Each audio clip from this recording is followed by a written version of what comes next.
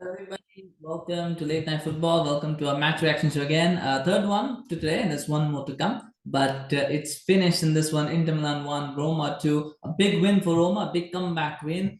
For Inter, there's so many issues, though, isn't it? I mean, you would have expected they would be one of the title challengers. It just hasn't worked out for them this season for some reason. And you can see in this game a bit of a microcosm of what's been happening. They look so good in midfield. They look very good, proper and pretty. But as soon as they have to attack, they look a bit toothless. As soon as they have to defend on the transition, they look vulnerable, and that is a big problem. That's a big problem for Inter. I thought Roma played this game quite. I mean, to be fair, I think Inter had the better of the opening exchanges. I think for the first 35, 36 minutes, you probably even say 38 minutes, they just dominated Roma, and the goal was well deserved. Dzeko had a goal which was ruled out for offside, and then and from a similar sort of position, DeMarco scores. I mean, he's been so good, by the way. Has a good time with Italy. Now comes and scores for Inter as well.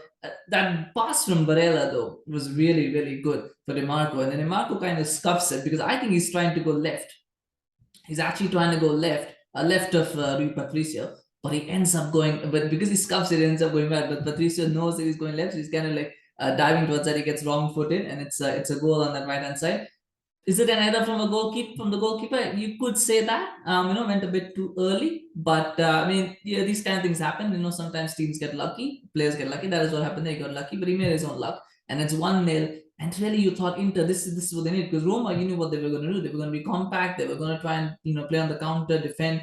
Inter then had the initiative, and they didn't have to stretch. They could control the tempo, they control the game, make sure they don't make silly errors, and keep it tight. For some reason Inter just couldn't do it. I mean, they did it so well for 39 minutes, and then there was that one chance that came. I think it was I think it's Spinazzola. Yeah, it was Spinazzola. Spinazzola hit it, and then it got saved. And then the Bala hits it, and it gets and he kind of missed it. There were two chances that could have been taken. Roma, you felt they could do it, and they couldn't. And you thought that's a warning sign. Just a couple of minutes, not even a minute. They probably a minute later, DeMarco loses the ball. There's acres of space behind him, and it's a simple pass from Spinazzola. It's a wonderful pass. It's a wonderful pass from Spinazzola. That cross is so good. You gotta watch it again because most people will say that strike from Dybala was very good, and it was. But that cross from Spinazzola was magnificent. It was just begging to be hit, and Dybala hits it ever so well. Maybe Handanovic could have done better, maybe, but the strike was so good you can't really take that away. And this is 1-1. It's 1-1, and again Roma have started to score again what they wanted to keep it tight, keep it simple. Second half, the Roma was struggling. They were on the ropes in that second half. Inter, I thought, but the one difference that I thought was there was the five of Inter was dominating MAtic and Cristante. It was dominating because Roma playing a 3-4-2-1, Inter were playing a 3-5-2. So they had the midfield battle won. What Roma tried to do and what worked in the first half towards the end was they pushed the ball into midfield to become a fifth midfielder, so they could kind of have midfield parity, and then they were trying to break. The problem with that was, from Roma's point of view, is Dybala is not disciplined enough to be midfielder for long parts. So even though they were trying to play a 3-5-2, he kept switching forward. He kept trying to be a forward, and so therefore what was happening was there was this Roma playing a five without playing a five.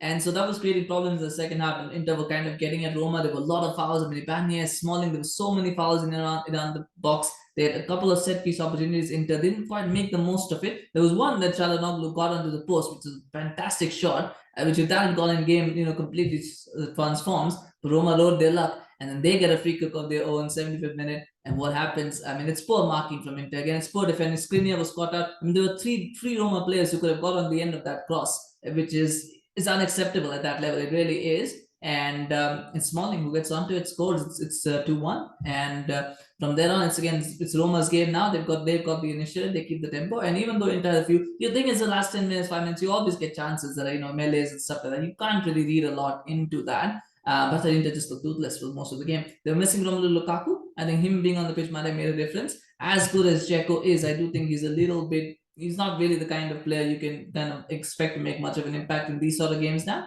But yeah, they were missing Lukaku. I think Martinez likes playing alongside Lukaku as well. He was a little bit. He had a lot of endeavor, Martinez, but he didn't quite have that edge, that cutting edge that he needed, that support that he needed. He didn't quite have it.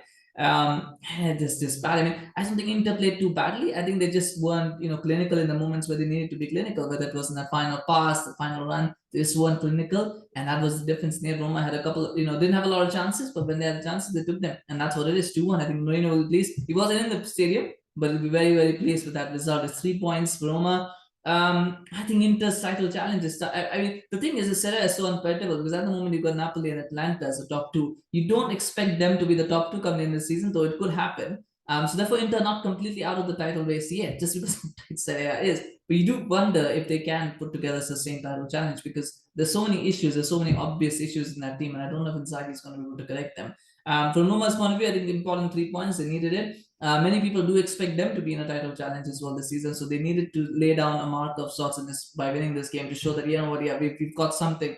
We're not a team to be taken lightly. So hopefully this can spur them on as well. They needed that win. A great performance for a great goal for Dybala as well. I mean, imagine being snubbed by Inter, but then coming back and scoring an instant, and this is what I have. And that's the thing with Dybala. I don't think he had a great game. I think he had a good game. He had a great game, but that's what he is. He comes up with a moment of quality, but then he can just go anonymous for the rest of the 90 minutes. So if you don't have that moment of quality, how do you judge him? And so that's what it is with Dybala. But he showed his class today. I think it was a fantastic goal. And great performance from Roma. I mean, that's all you can say. Really great performance from Roma. So smash a like for Roma. Smash a like for Chris Smalling. If he was your man of the match, then he's my man of the match as well. Did really, really well today. So let me smash a like for that. And let me know in the comments, what do you think about Inter's performance? What do you think about Roma's performance? Do you think either of them can be champions come, based on this performance? I know it's just one game, but do you see either of them being champions at the end of the season?